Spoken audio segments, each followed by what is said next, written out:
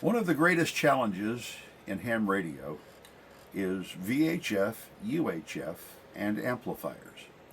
You've got a combination VHF, UHF radio, but you only have a VHF or a UHF amplifier.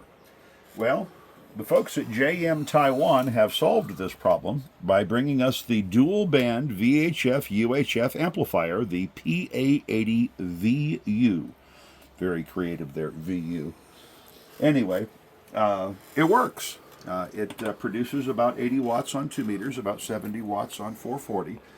And interesting story about this fan package on top. When I first got the amplifier, it was overheating.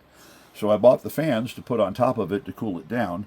And one time I forgot to turn on the fans and it didn't overheat. And I realized that just the mass of the fans being on top of the heatsink produced enough of additional heatsink to keep the amplifier cool without the fans running. So I just left the fans on top.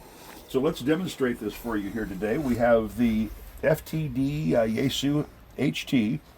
We have the JM Taiwan PA-80 VU amplifier.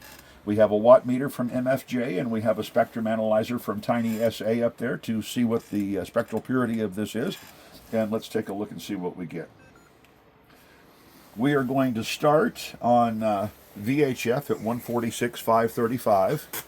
We'll key it up without the amplifier first.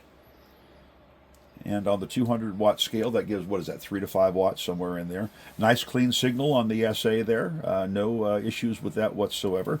Let's come over here and turn on the amplifier. We key up the amplifier and there's 80 watts out, so I can't complain about that. 80 watts out without an issue, and you can also check the SWR by pushing that button. It shows we've got a flat match down here at the bottom. So that's a pretty good situation. You can also set the power right here with this button, so you can select different power levels of the amplifier that you wish to use.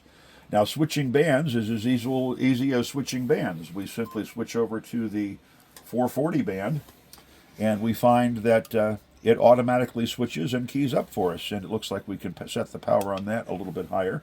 There we go. And that gives us 60 watts, 65 watts out on that. So about 65 watts out on UHF and about 80 watts out on VHF. A very good operating little amplifier. Like I said, it does get a little warm if you don't put a fan on it. It will go into protective mode. It's got all kinds of protective circuitry. Shows you the SWR, variable input or outputs, and also it has a input amplifier. Have a great day. We'll see you next time.